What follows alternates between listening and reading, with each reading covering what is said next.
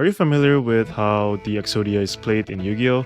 Or how XYZ is played in Yu-Gi-Oh as well? You pretty much gotta find all the materials, and then once you fuse it together, it become a really impactful card that can shift how the game is played. Then you pretty much understand how Portalcraft is. And in today's video, we'll be talking about the deck profile of Portalcraft, how does it play, and how good Portalcraft is compared to the other decks that are currently in the game. So hi there, my name is Jehu, and let's talk about Portalcraft.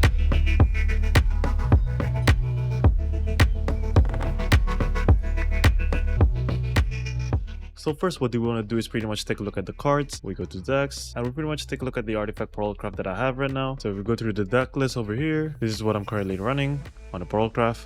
Yes, I do run a little bit of Archies, but this is more like a fill because I don't have 3 Ralmia. But this is what pretty much I'm running. I would say all of this is necessary except for the Sylvia. We don't really need Sylvia in the deck. And we also don't really need Orches. This is just a fill, or this is more like a surprise card.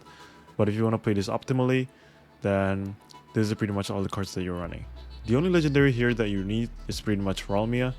All the other legendaries like EUD and Olivia, you don't really need these 2 cards, but it's just a nice card to have just to fill the deck. But pretty much all the important ones pretty much Ralmia, and all the other gold ones are really necessary, especially Alut. You kind of need this in order to summon the artifacts that you pretty much have.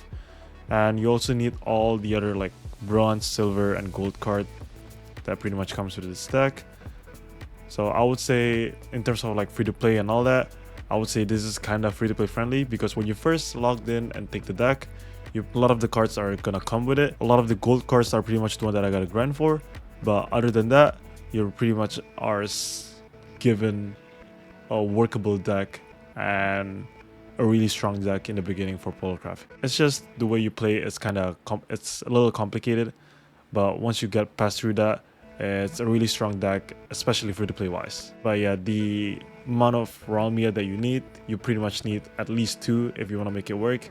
If you have 3, that's good, but Ralmia is the bread and butter of this deck pretty much. Alright, let's talk about the key cards and how the gear works. So pretty much all the cost 1, 2, 3, 4, 5 usually have an effect of adding a Gear of Ambition, which means one of the gears, to your hand. And usually those gears you can pretty much fuse it with another gear, and it's gonna turn into either a Striker artifact or the other one, which is the Fortifier artifact. So once you fuse them to artifacts, you can fuse them again to become the final product, which is the Alpha, Beta, or Omega. So pretty much it's gonna tell you on the card effect, if you fuse it with another 1 cost, it's gonna turn into Alpha, 2 costs, it's gonna turn into Beta, and 3 or more is gonna turn into a Gamma.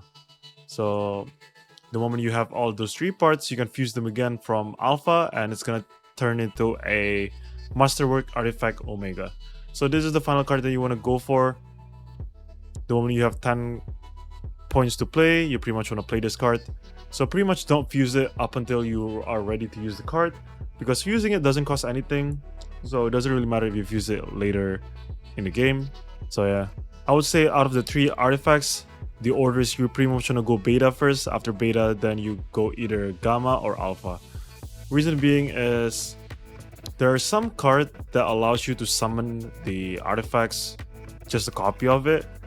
So you pretty much want to summon a copy of Beta every time in order to do chip damage to your opponent. So your opponent's gonna feel the need to heal, because the amount of damage that Beta gives you, it's a lot. It's 3 damage to enemy leader without even hitting it. So it's just a good card overall.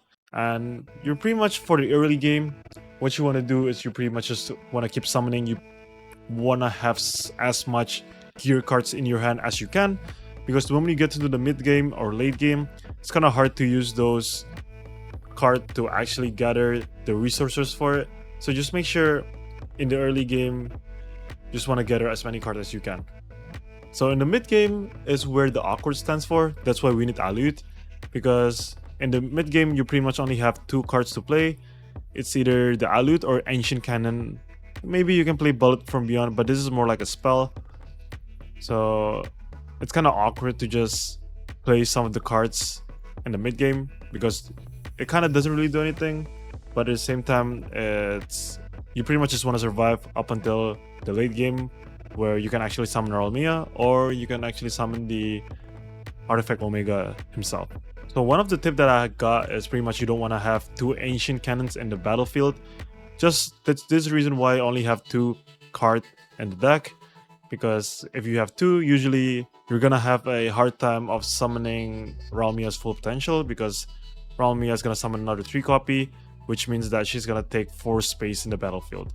So you pretty much just want to have 1 ancient cannon up and ready, and ancient cannon is really good for the mid game. Every time you fuse, it deals 2 damage to a random follower.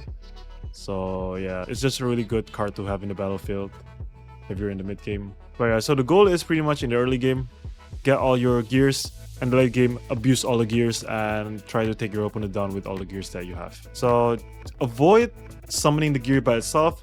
Make sure every time you summon it, you either use a skill from like the Alute or a skill from Ralmia. There's another card, but I don't really use it. It depends. If you like it, you can use it. Doomrat Resurgence, you can kind of use this one. Select 2 artifacts, you can pretty much summon 2 artifacts into the battlefield. But the moment the opponent's turn is done, you pretty much destroy all those 2 cards. So yeah. Alright, now let's talk about how free to play is it. So free to play wise, don't remember what kind of card that comes with the deck, but I'm pretty sure you don't get that much EUD. And you don't really need this much EUD, I would say. At no point I was thinking like EUD is actually a core of this deck. So it's just a good fill card. It's not really a legendary that you must craft. I would say Ralmia is one of the legendary that you must craft. But aside from that, that's pretty much it. And I would say you need to craft them like 3 pieces of Alute. But yeah, aside from that, you don't really need anything else. Olivia, you don't really need. Orchis is just a fill because I just have it. But it's probably the 3 piece of Ralmia. I'm pretty sure that's the only thing that we pretty much need to this deck to actually win you a lot of stuff.